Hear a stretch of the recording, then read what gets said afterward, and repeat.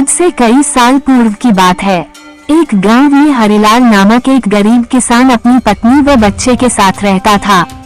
हरिलाल अनपढ़ व गरीब था, मगर अपने बेटे रामू को वो पढ़ा लिखा कर किसी योग्य बनाना चाहता था ताकि उसका बेटा भी उसकी भांति उम्र भर मेहनत मजदूरी न करता रहे। अपने पुत्र से उसे बड़ी आशाएं थीं। लाखों सपने उसने अपने पुत्र को लेकर संजो डाले थे। वही उसके बुढ़ापे की लाठी था। उसका बेटा रामू भी काफी होशियार था।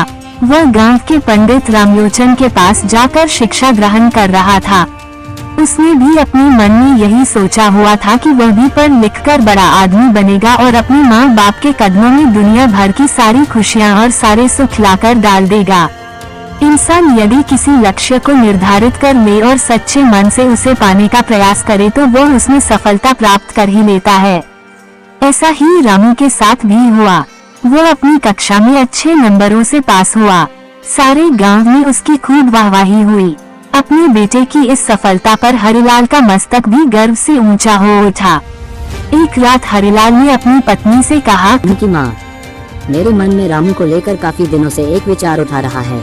कहो जी। हरिलाल की पत्नी ने कहा, ऐसी क्या बात है?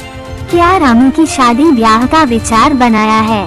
अरे भगवान, शादी ब्याह तो समय आने पर हम उसका करेंगे ही, मगर अभी उसे अपने पैरों पर तो खड़ा होने दे। मेरा तो यह विचार है कि क्यों न हम उसे शहर भेज दे ताकि वहाँ जाकर कोई अच्छा सा काम धंधा सीख कर कुछ बनकर दिखाए। यहाँ गांव में तो बस मेहनत मजदूरी का ही धंधा है। पढ़ने लिखने के बाद भी यदि उसे यही धंधा करना है तो पढ़ाई लिखाई का लाभ ही क्या है। हमारा तो अपना कोई खेत भी नहीं है जिसमें मेहनत करके वह कोई तरक्की कर सके। अगर रामू के बापू, रामू ने तो आज तक शहर देखा ही नहीं है, हम किसके भरोसे उसे शहर भेज दें? रामू की माँ बिमला ने कहा, माना कि हमारा रामू समझदार और सूझबूझ वाला है और शहर में वो कोई अच्छा सा काम धंधा तलाश भी लेगा, मगर शहर में टिकने का कोई ठिकाना भी तो चाहिए। सुनो रामू की माँ, शहर में मेरा एक मित्र है। हालांकि हम दोनों वर्षों से एक दूसरे से नहीं मिले, मगर फिर भी मुझे उम्मीद है कि यदि मैं रामू को उसका पता ठिकाना समझाकर भेजूं तो वह अवश्य ही उसे शरण देगा और रोजी रोजगार ढूंढने में वह रामू की सहायता भी करेगा। बात तो आपकी ठीक है रामू के बापू, लेकिन मेरा मन नहीं मान रहा कि मैं अपने बेटे को अपनी आंखों से दूर करूं। ऐसा तुम अपनी ममता के हाथों मजबूर होकर कह रही हो, मगर दिल से तो तुम भी यही चाहती हो कि हमारा बेटा तरक्की करे। इसलिए दिल को मजबूत बनाओ। रामू शहर जाकर कुछ बन गया तो हमारा बुढ़ापा भी सुख से गुजरेगा। और इस प्रकार हरिलाल ने अपनी पत्नी को समझा बुझाकर रामू को शहर भेजने के लिए राजी कर लिया। उसी शाम रामू जब अपने यार दोस्तों के साथ खेल कूद कर घर वापस आया तो हरिलाल ने बड़े प्यार से अपने पास बैठाया और अपने मन की बात बता दी। रामू ये जानकर बहुत खुश हुआ कि उसका बापू उसे शहर भेजना चाहता है।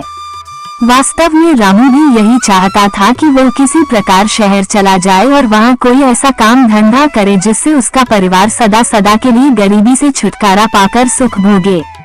अतः पिता का प्रस्ताव पाकर वह बड़ा खुश हुआ और बोला, पिताजी, चाहता तो मैं भी यही था कि पढ़ लिख कर शहर जाऊं और अच्छी सी नौकरी करके घर की कमाई में आपका हाथ बटाऊं, मगर कहीं आप मुझे शहर भेजने से इनकार न कर दे। यही सोचकर मैंने आपसे अपने मन की बात नहीं कही।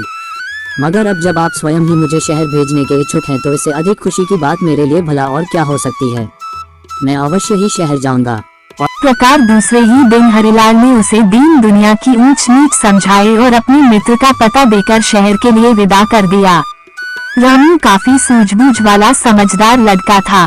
अपने माता पिता के दुख दर्द को वह भली भांति समझता था।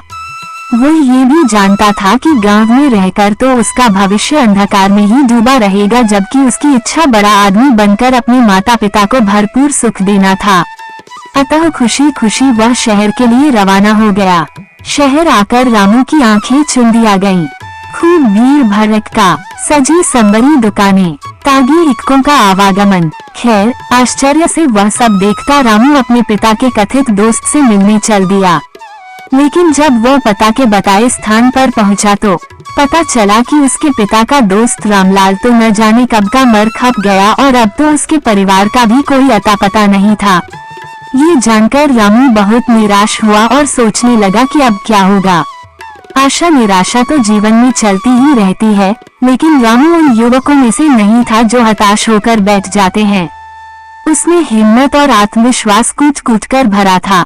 उसने अपने आप को दिलासा दिया और बोला, बेटे रामू, निराश होने से कुछ नहीं होगा। अब शहर आ ही गए हैं तो कुछ करके ही लौटेंगे। माँ और बापू ने मुझसे बड़ी उम्मीदें लगा रखी हैं, मैं ही उनके बुढ़ापे की लाठी हूँ।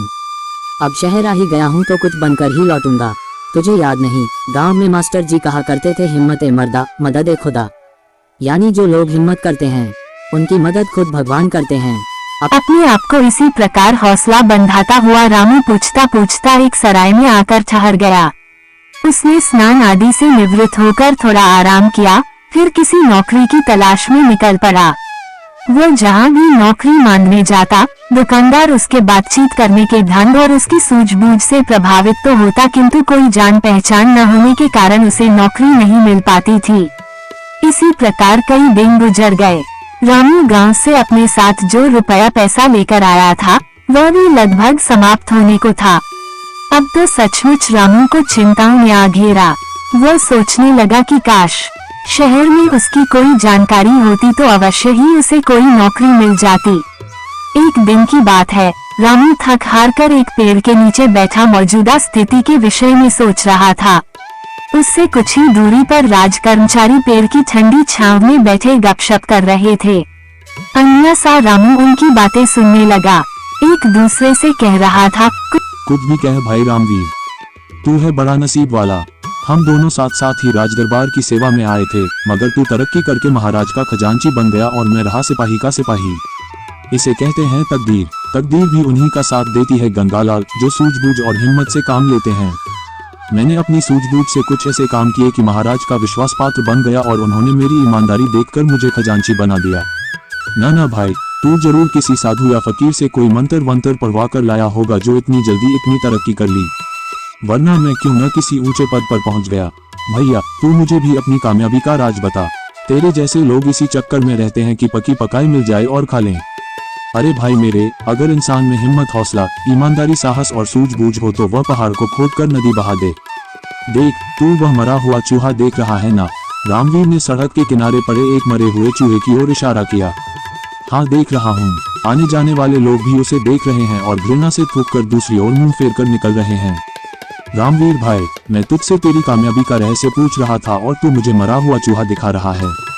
ये क्या बात हुई? गंगालाल, मैं तुझे कामयाबी की बात ही बता रहा हूँ।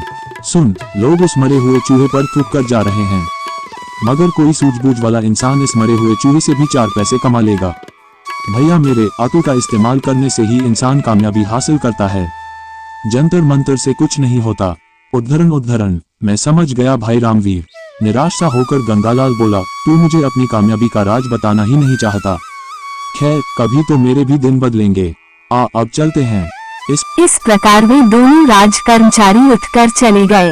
वे तो चले गए, मगर खजांची रामवीर की चूहे वाली बात ने रामू के दिमाग में खलबली सी मचा दी। उसके दिमाग में रामवीर की कही बात बार बार गूंज रही थी। लोग उस मरे हुए चूहे पर थूक थूक कर जा रहे हैं, मगर कोई सूझबूझ वाला इंसान इस मरे हुए चूहे से भी 4 पैसे कमा लेगा।